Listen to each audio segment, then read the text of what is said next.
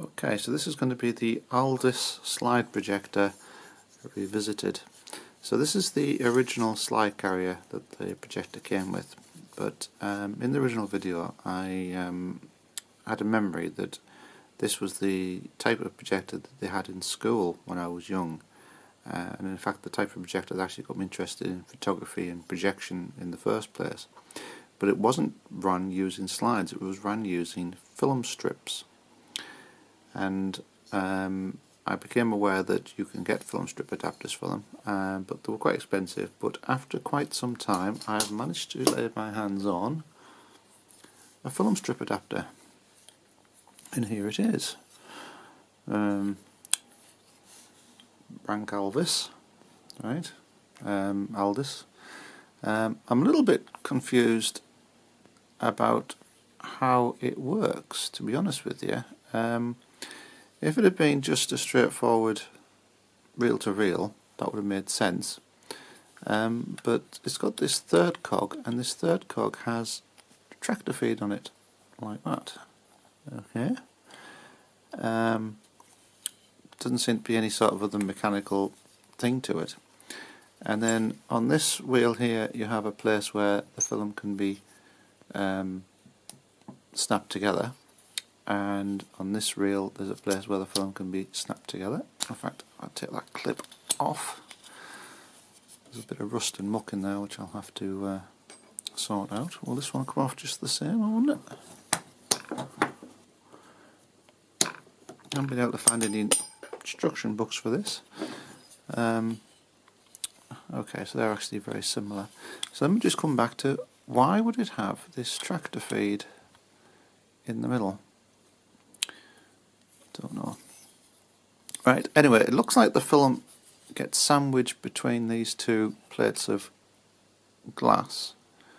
Now I'm going to guess, to prevent scratching, that there must be some sort of rails in there, but I think I probably need to clean it anyway. So how do we reckon that might dismantle then? Oh, it looks quite straightforward. It looks like that just comes off. Nope, that's riveted on, so that's not going to come off there.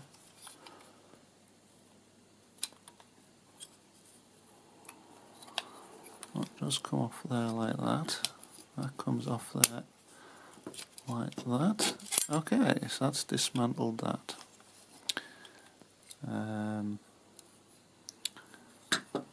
No, I can't see anything that would stop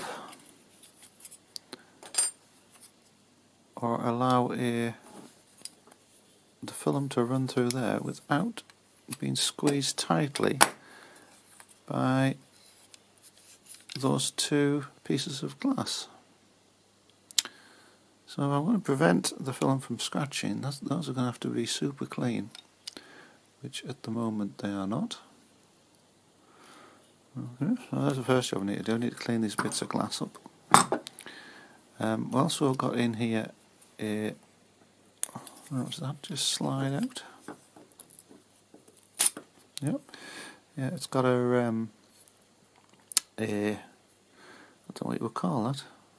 It's designed to convert the frame to half, from full frame to half frame, which, to be fair, I think is what film strips normally are.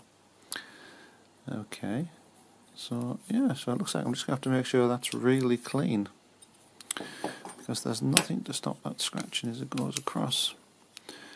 It looks like that there is runoffs, so the film can bend its way around the necessary spools. That spool there is very tight. That one's okay, and that one's okay, but this one's really tight. So I think this one's going to have to come apart as well. Need a small flat bladed screwdriver to go in there. Well, it took some finding. Right, here we are.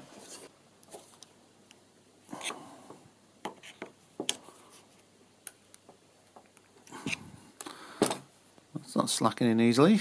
Okay, here's me getting all complicated about how I'm going to unscrew these, and it turns out that they just push on like that. Right, so I've got some rust to get rid of there. Does this one just pull off as well, or is this one slightly different?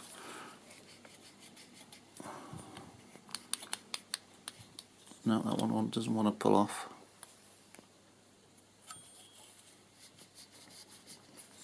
No, that definitely doesn't want to pull off. Right, so I've still got this mystery about what that's for. Why have I got this extra tractor gear knob? So I need to take the rust off there. I need to take the rust out of these clips. I need to take the rust out of the half frame converter. Maybe out of these springs too. Yep. And I need to clean the glass. Right, okay, so there's a few jobs to be getting on with, eh? Bits of cleaned up very well, bit of meths. Yeah, so I've got to de-rust these, clean these up. A little go cleaning these up, but onwards and upwards, de-rust. Okay, I've taken this sprocket drive apart. I think I can see what's supposed to do, even if it's not doing it at the moment. I think that's supposed to go on there like that. Now, what's interesting now about I've got this apart is it's actually got an indent, and it indents at specific points. So what I'm going to guess is, right, so this then goes into there like,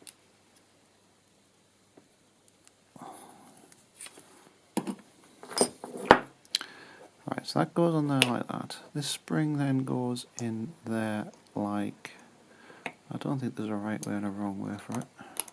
No, it goes in there like that. Then this little stopper goes on top, which I've just lost.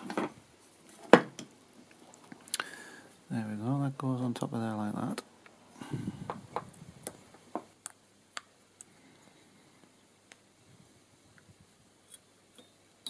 And there's some flat spots in here, sprung loaded as well, in there like that. So it would be my guess that that is supposed to then lock into there.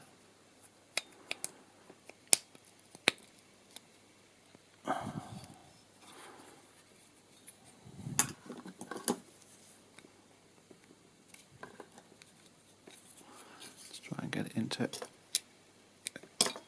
a position where it will hopefully slide in. Like that. And like that. Push that on there like that. Okay, so I think I've sussed this out. This does turn on the shaft as it's supposed to, but I think it was too slack before, and as a result this, which is supposed to break away, wasn't being able to, but now it does break away and it clicks. So I think that's as a sort of an aid for you getting the next frame in the picture. Alright, but in order to prove that I'm going to have to put it back together, aren't I? Okay.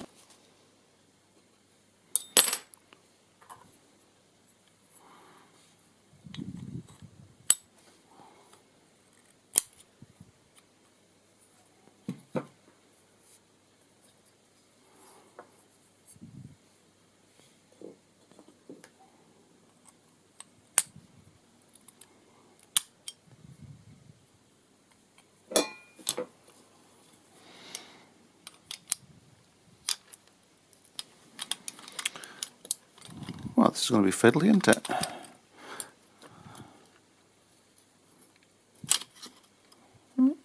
Okay.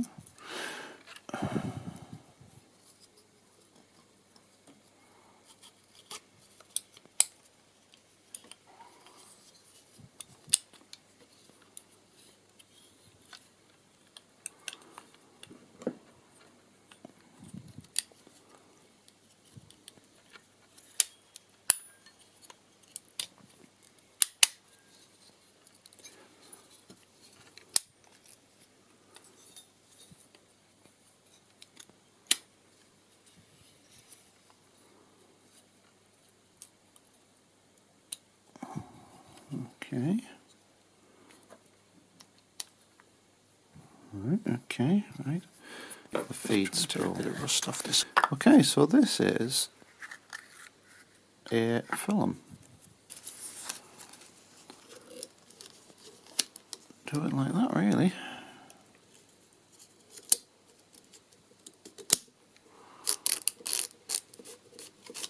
Wind the film on. Right, let's go through the glass plates first. Okay.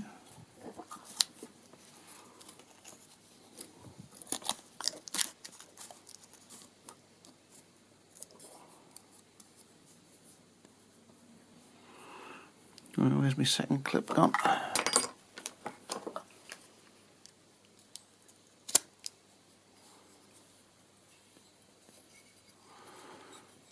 And there's the word start.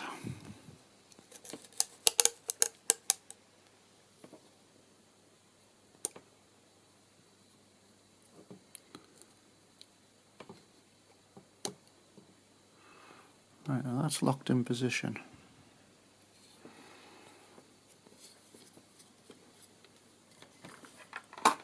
Okay, so you've got to appreciate that the guard's missing here, but hopefully you should be able to see the word start. What I'm expecting to happen now is that when I rotate it and it hits a stop, it's 1 frame, 2 frames, 3 frames,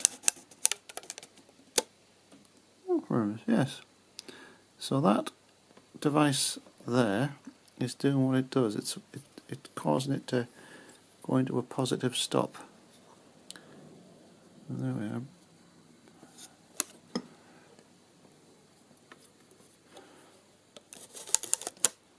Dick Whittington. There we are. And if that was over there like it's supposed to, you can see that you're only getting to see 1 frame. I've got a piece of paper that I can use to illuminate this better. Yeah, you can sort of see the idea, can't you? There used to be some subtitles there as well. Right, so that is working, but I'd still need to clean this up. So I will do that, and then tomorrow I'll test it on the projector. Okay, so at the final hurdle. Here we go. So this comes off here. Okie dokie. Now, how do we think this goes? In that. Tighten the thumb wheel up. And then that goes back on there like that. Tighten the thumb wheel up. Right. Oh, I forgot to mention, I've done the little mask half frame thing, so that needs to go back into there like that. Right, now of course because it's half frame, that's now in the wrong orientation, so the whole thing needs rotating, which it's designed to do. And then all things being equal, I should be able to turn that knob there. Should be fed off this thing. So go around this sprocket, as it does it should click, indicating or helping me get the correct frame height, and everything should be good. Okay, so I'll thread the film up. And okay, so the film is loaded. I've got the start in the window, adjusted the stop so that it's in the right position. Now I realised that I had the thing in the wrong way around, I think. So what I'm going to do now is put this back in. What's handy is you can, or it appears that you can add and remove this film carrier without taking the lens off.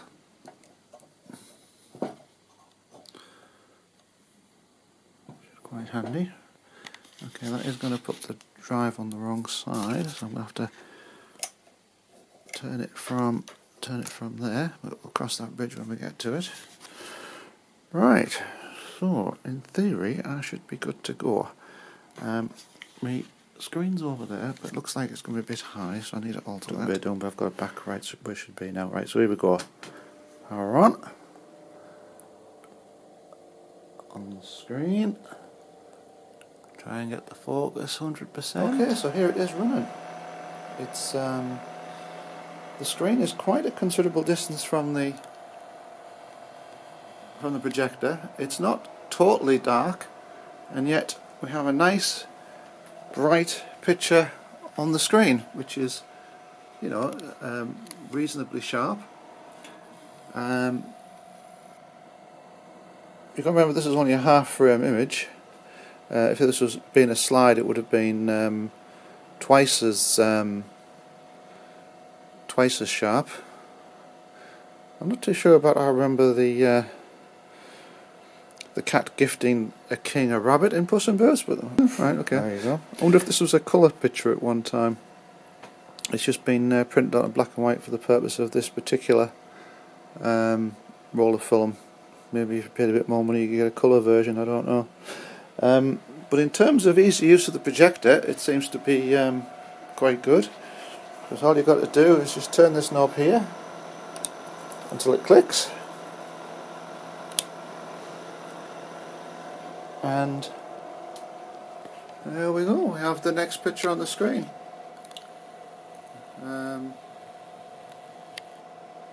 Like I say, that is really bright, and that is quite some distance from the projector.